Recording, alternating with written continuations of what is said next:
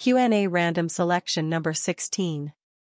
1. Which statement by a parent would alert the nurse to assess for iron deficiency anemia in a 14-month-old child? A. I know there is a problem since my baby is always constipated. B. My child doesn't like many fruits and vegetables, but she really loves her milk. C. I can't understand why my child is not eating as much as she did 4 months ago. D. My child doesn't drink a whole glass of juice or water at one time. 1b. About 2 to 3 cups of milk a day are sufficient for the young child's needs. Sometimes excess milk intake, a habit carried over from infancy, may exclude many solid foods from the diet. As a result, the child may lack iron and develop a so-called milk anemia. Although the majority of infants with iron deficiency are underweight, many are overweight because of excessive milk ingestion. 2. When counseling a 6-year-old who is experiencing enuresis, what must the nurse understand about the pathophysiological basis of this disorder? A. It has no clear etiology. B. Enuresis may be associated with sleep phobia. C. It has a definite genetic link. D. Enuresis is a sign of willful misbehavior. 2a. Although predictive factors associated with enuresis have been identified, no clear etiology has been determined. 3. Following surgery for placement of a ventriculoperitoneal (VP) shunt as treatment for hydrocephalus, the parents question why the infant has a small abdominal incision. The best response by the nurse would be to explain that the incision was made in order to A. Pass the catheter into the abdominal cavity. B. Place the tubing into the urinary bladder. C. Visualize abdominal organs for catheter placement. D. Insert the catheter into the stomach. 3a. The preferred procedure in the surgical treatment of hydrocephalus is placement of a ventriculoperitoneal shunt. This shunt procedure provides primary drainage of the cerebrospinal fluid from the ventricles to an extracranial compartment, usually the peritoneum. A small incision is made in the upper quadrant of the abdomen so the shunt can be guided into the peritoneal cavity. 4. A client with bipolar disorder is reluctant to take lithium, lethine, as prescribed. The most therapeutic response by the nurse to his refusal is A. You need to take your medicine, this is how you get well. B. If you refuse your medicine, we'll just have to give you a shot. C. What is it about the medicine that you don't like? D. I can see that you are uncomfortable right now, I'll wait until tomorrow. For C, nursing interventions for clients with psychotic disorders are aimed at establishing a trusting relationship, establishing clear communications, presenting reality and reinforcing appropriate behavior. 5. Delirium tremens could best be described as A. Disorganized thinking, feelings of terror and non-purposeful behavior. B. A generalized shaking of the body accompanied by repetitive thoughts. C. An excited state accompanied by disorientation, hallucination and tachycardia. D. Single or multiple jerks, caused by rapid contracting muscles. 5c. During delirium tremens syndrome, DTS, the client experiences confusion, disorientation, hallucinations, tachycardia, hypertension, extreme tremors, agitation, diaphoresis, and fever. 6. When providing nursing measures to relieve a 102° Fahrenheit fever in a toddler with an infection, what is the most effective intervention? A. Use medications to lower the temperature set point. B. Apply extra layers of clothing to prevent shivering. C. Immerse the child in a tub containing cool water. D. Give a tepid sponge bath prior to giving an antipyretic. 6a. Use medications to lower the temperature set point. Conditions such as infection, malignancy, allergy, central nervous system lesion and radiation cause the temperature set point to be raised. Because the temperature set point is normal in hyperthermia and elevated in fever, different measures must be taken in order to be effective. The most effective intervention in the management of fever is the administration of antipyretics, which lower the set point. Too rapid cooling of a febrile child can lead to seizure activity. 7. In planning care for a 6-month-old infant, What must the nurse provide to assist in the development of trust? A. Food. B. Warmth. C. Security. D. Comfort. 7C. Security. While the infant has many physical needs, it must be touched, loved, and stimulated to develop security and trust. 8. Alcohol and drug abuse impairs judgment and increases risk-taking behavior. What nursing diagnosis best applies? A. Risk for injury. B. Risk for knowledge deficit. C. Altered thought process. D. Disturbance in self-esteem. 8A. Risk for injury. Accidents increase as a result of intoxication. Studies indicate alcohol is a factor in 50% of motor vehicle fatalities, 53% of all deaths from accidental falls, 64% of fatal fires, and 80% of suicides. 9. The nurse sees a substance-abusing client occasionally in the outpatient clinic. In evaluating the client's progress, the nurse recognizes that the most revealing resistant behavior is A. Recurring crises. B. Continuing drug use. C. Rationalizing comments. D. Missing appointments. 9B. Continuing to use the drug demonstrates lack of commitment to the treatment program. This fact must be understood by the nurse as part of the disease of addiction. 10. A client has been admitted with complaints of lower abdominal pain, difficulty swallowing, nausea, dizziness, headache, and fatigue. The client is agitated, fearful, tachycardic, and complains of being too sick to return to work. The client is diagnosed as having somatoform disorder. In formulating a plan of care, the nurse must consider that the client's behavior A. Is controlled by their subconscious mind. B. Is manipulative to avoid work responsibilities. C. Would respond to psychoeducational strategies. D. Could be modified through reality therapy. 10A. Is controlled by their subconscious mind. Persons with somatoform disorder do not intend to feign illness, their complaints are not under their conscious control. Showing intention to use feigned physical complaints to accomplish some goal is called malingering or a factitious disorder. 11. The nurse is providing instructions for a client with pneumonia. What is the most important information to convey to the client? A. Take at least 2 weeks off from work. B. You will need another chest X-ray in 6 weeks. C. Take your temperature every day. D. Complete all of the antibiotic even if your findings decrease. 11D. To avoid a recurrence of the pneumonia, the client must complete all of the prescribed medication at the prescribed dosing intervals. 12. The nurse is caring for a pre-adolescent client in skeletal Dunlop traction. Which nursing intervention is appropriate for this child? A. Make certain the child is maintained in correct body alignment. B. Be sure the traction weights touch the end of the bed. C. Adjust the head and foot of the bed for the child's comfort. D. Release the traction for 15 to 20 minutes every 6 hours PRN. 12A. Observe for correct body positioning with emphasis on alignment of shoulders, hips, and legs. 13. A victim of domestic violence states, "If I were better, I would not have been beat." Which feeling best describes what the victim may be experiencing? A. Fear. B. Helplessness. C. Self-blame. D. Rejection. 13C. Self-blame.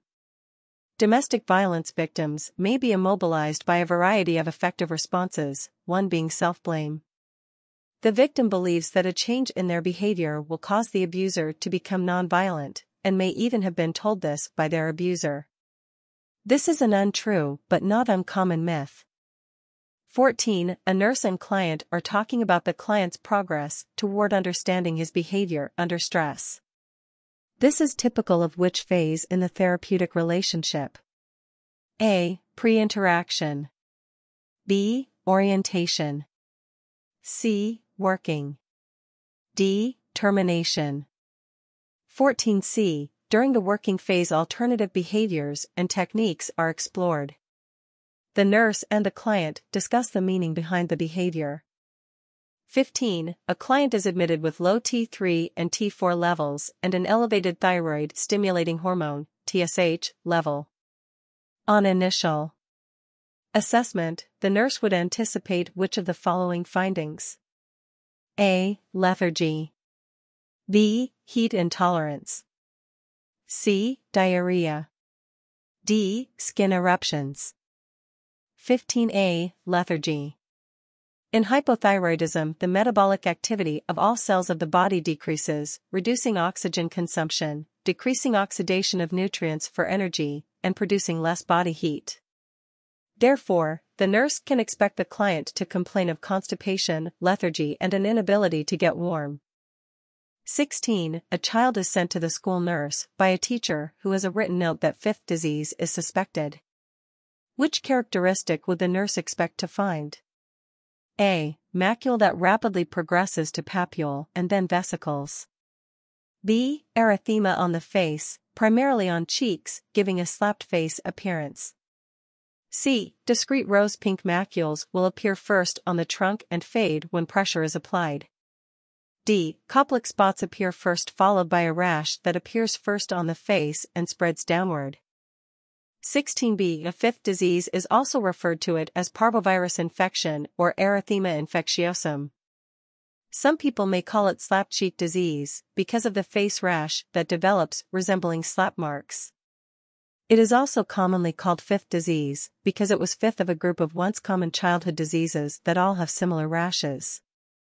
The other four diseases are measles, rubella, scarlet fever, and Duke's disease.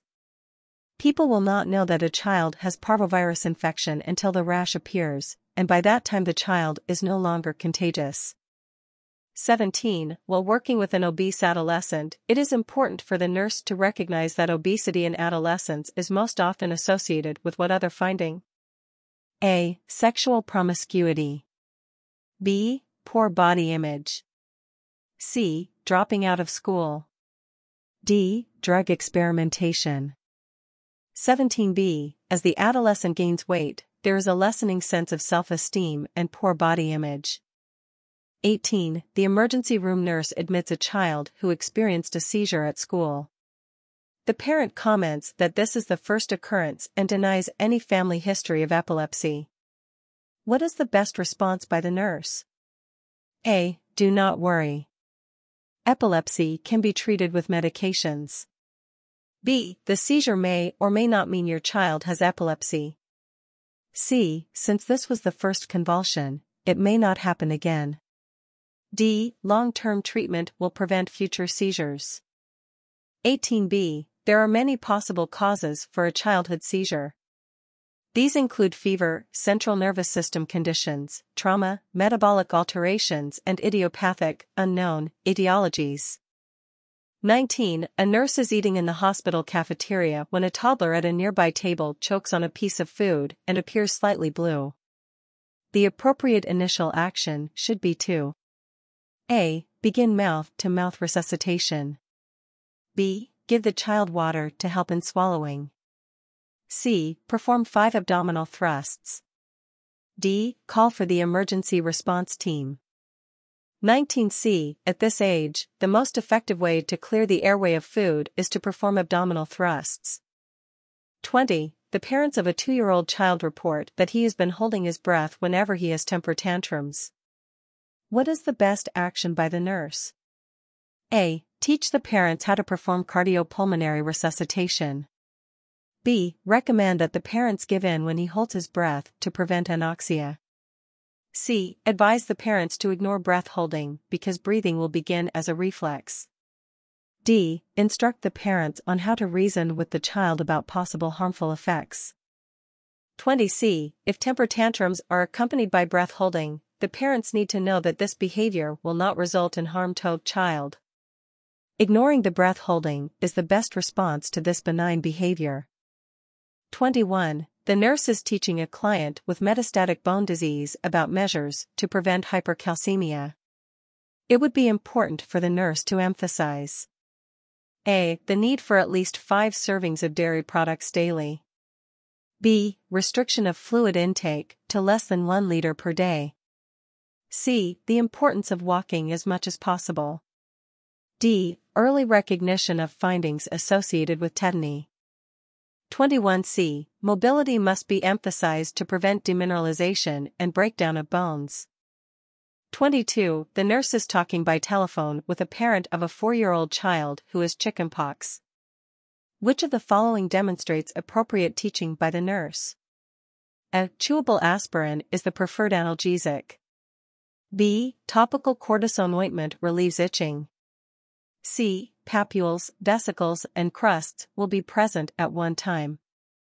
D. The illness is only contagious prior to lesion eruption. 22C. All 3 stages of the chickenpox lesions will be present on the child's body at the same time. 23. An ambulatory client reports edema during the day in his feet and ankles that disappears while sleeping at night. What is the most appropriate follow-up question for the nurse to ask? A. Have you had a recent heart attack? B. Do you become short of breath during your normal daily activities? C. How many pillows do you use at night to sleep comfortably? D. Do you smoke? 23B. These are the findings of right-sided heart failure, which causes increased pressure in the systemic venous system. To equalize this pressure, the fluid shifts into the interstitial spaces, causing edema. Because of gravity, the lower extremities are first affected in an ambulatory patient. This question would elicit information to confirm the nursing diagnosis of activity intolerance and fluid volume excess, both associated with right-sided heart failure. 24. A 35-year-old client with sickle cell crisis is talking on the telephone but stops as the nurse enters the room to request something for pain. The nurse should A. Administer a placebo. B. Encourage increased fluid intake. C. Administer the prescribed analgesia. D. Recommend relaxation exercises for pain control. 24C. Administer the prescribed analgesia. Relief of pain is the expected outcome for treatment of sickle cell crisis. Pain, especially chronic pain, may be present even without overt signs.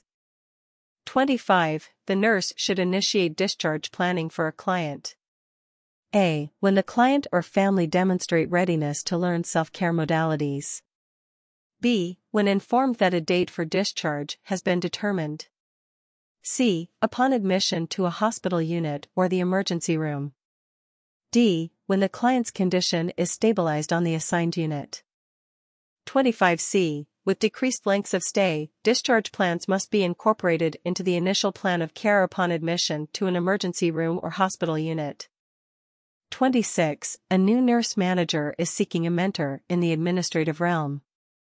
Which of these characteristics is a priority for the outcome of a positive experience with a mentor? A. Information is clarified as needed. B. A teacher-coach role is taken by the mentor. C. The mentee accepts feedback objectively. D. The mentor is randomly assigned by administration. 26B. Both the mentor and mentee, the nurse manager, initially need to be open to a positive learning experience. The teacher-coach is the priority for the outcome of an ideal relationship. 27. The nurse is assessing a client in the emergency room. Which statement suggests that the problem is acute angina? A. My pain is deep in my chest behind my breastbone. B. When I sit up the pain gets worse. C. As I take a deep breath the pain gets worse. D. The pain is right here in my stomach area. 27A. The pain of angina is usually localized chest pain. 28. While caring for a toddler with croup, which initial sign of croup requires the nurse's immediate attention? A. Respiratory rate of 42. B. Lethargy for the past hour. C. Apical pulse of 54. D. Coughing up copious secretions. 28A. Respiratory rate of 42. Signs of impending airway obstruction include increased respiratory rate and pulse, substernal, suprasternal and intercostal retractions, flaring nares, and increased restlessness or agitation. 29. Parents of a 6-month-old breastfed baby ask the nurse about increasing the baby's diet. Which of the following should be added first? A. Cereal. B. Eggs. C. Meat. D. Juice. 29A. Cereal. The guidelines of the American Academy of Pediatrics recommend that one new food be introduced at a time, beginning with strained cereal. 30. The nurse is planning care for a client during the acute phase of a sickle cell vaso-occlusive crisis. Which of the following actions would be most appropriate? A. Fluid restriction 1,000 cubic centimeters per day. B. Ambulate in hallway 4 times a day.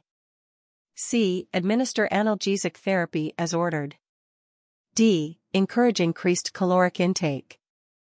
30C. Administer analgesic therapy as ordered.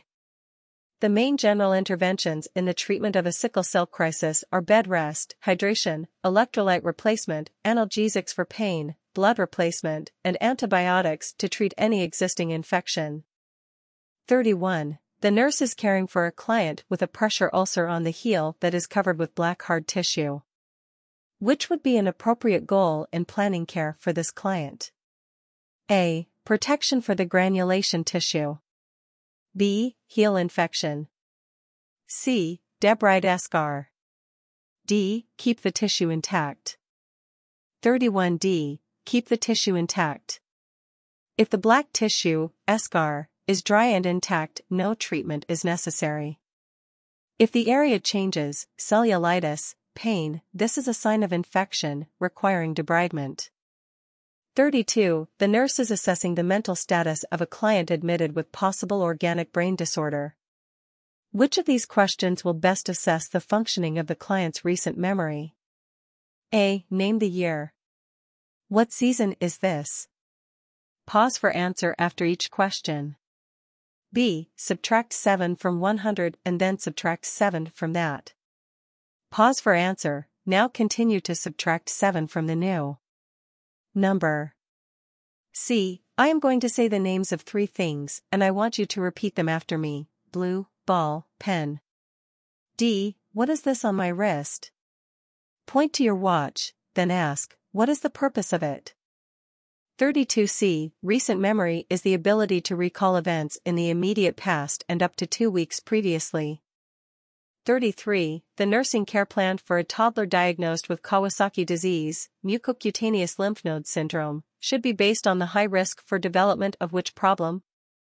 A. Chronic vessel plaque formation. B. Pulmonary embolism. C. Occlusions at the vessel bifurcations. D. Coronary artery aneurysms. 33D. Coronary artery aneurysms. Kawasaki disease involves all the small and medium-sized blood vessels. There is progressive inflammation of the small vessels which progresses to the medium-sized muscular arteries, potentially damaging the walls and leading to coronary artery aneurysms.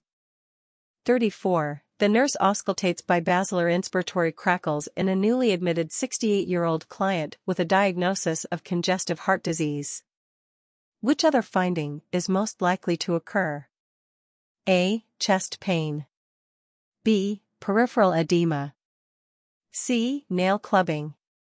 D. Lethargy. 34B. Peripheral edema.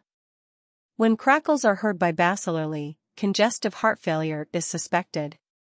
This is often accompanied by peripheral edema secondary to fluid overload caused by ineffective cardiac pumping.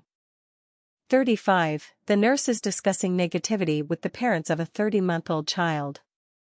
How should the nurse tell the parents to best respond to this behavior? A. Reprimand the child and give a 15-minute timeout. B. Maintain a permissive attitude for this behavior. C. Use patience and a sense of humor to deal with this behavior.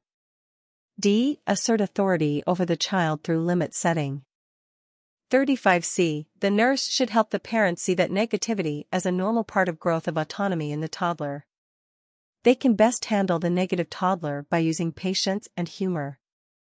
36. What is the most important consideration when teaching parents how to reduce risks in the home? A. Age and knowledge level of the parents. B. Proximity to emergency services. C. Number of children in the home. D. Age of children in the home. 36D. Age and developmental level of the child are most important considerations in providing a framework for anticipatory guidance. 37. A nurse has just received a medication order which is not legible. Which statement best reflects assertive communication? A. I cannot give this medication as it is written. I have no idea of what you mean. B. Would you please clarify what you have written so I am sure I am reading it correctly? C. I am having difficulty reading your handwriting. It would save me time if you would be more careful. D. Please print in the future so I do not have to spend extra time attempting to read your writing. 37B. Assertive communication respects the rights and responsibilities of both parties. This statement is an honest expression of concern for safe practice and a request for clarification without self-depreciation. It reflects the right of the professional to give and receive information. 38. Hospital staff requests that the parents with the Greek heritage of a hospitalized infant remove the amulet from around the child's neck. The parents refuse. The nurse understands that the parents may be concerned about A. Mental development delays. B. Evil eye or envy of others. C. Fright from spiritual beings. D. Balance in body systems.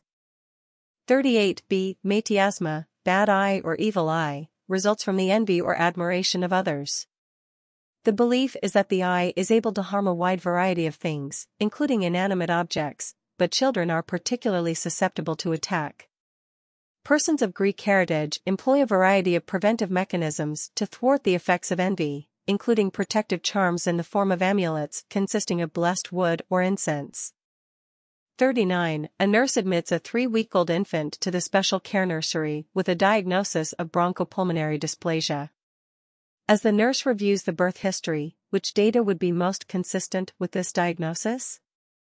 A. Gestational age assessment, suggested growth retardation. B. Meconium was cleared from the airway at delivery. C. Phototherapy was used to treat RH incompatibility. D. The infant received mechanical ventilation for 2 weeks. 39D. Bronchopulmonary dysplasia is an iatrogenic disease caused by therapies such as use of positive pressure ventilation used to treat lung disease. 40. The nurse is assessing a healthy child at the 2-year checkup.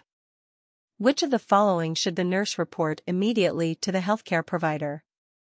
A. Height and weight percentiles vary widely. B. Growth pattern appears to have slowed. C. Recumbent and standing height are different. D. Short-term weight changes are uneven. 40A. On the growth curve, height and weight should be close in percentiles at this age. A wide difference may indicate a problem.